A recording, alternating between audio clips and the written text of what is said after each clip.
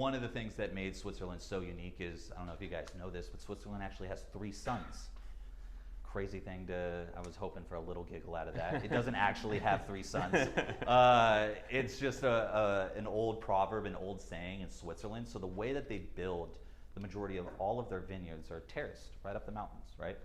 So a couple things happen with this. We have the sun that comes down and beats on the vineyards just traditionally, right? And then we have the sun rays that are reflected off of the lake that hit the grapes in the vineyards there, helping the ripening.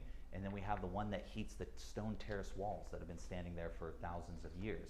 And it radiates that heat back onto the grapes during the night, preventing any sort of cooler frost, depending on the season, but overall just allows the ripening process to sustain. So this incredible little microclimate just right off of the Lake Geneva over here in Vaud. This is basically what it looks like through that entire area, just these terraced vineyards straight up the Alps. And that's one thing too that contradicts a lot of people's belief. When you think about Switzerland, like Brandon said earlier, you think about the cold and how do they grow grapes in such a country like that?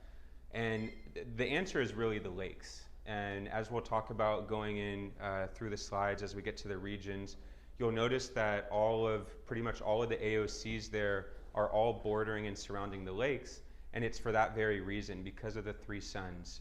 Without that additional heat source, they would suffer from a tremendous amount of frost loss, which unfortunately, I'm sure a lot of you are aware, this year was pretty bad. They got a late frost, and so especially in Geneva, pretty catastrophic, because in the countryside there, you don't have that big lake as much as when you're right there on the terraced walls. So this is just something that we like to point out as, the lakes themselves play such a huge factor in growing these vineyards, because not only are they a tremendous water source that we'll find out, but they do allow for these grapes to continue ripening and to avoid that loss of frost.